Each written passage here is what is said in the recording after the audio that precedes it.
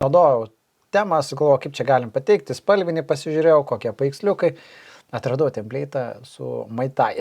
Nu, ten keletą tokių dalykų, elementų man patiko, spalvinis ir šriftas, kas visai man, galvojau, tiks prie jų.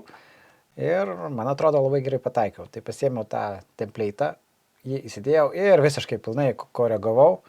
Na ir pažiūrėkim, kokį mes gavome galutinį rezultatą. Tai padarytas one-pageris, nes ta informacija labai minimaliai, bet irgi panaudojau tos labai minimaliai nuotraukų turėjau.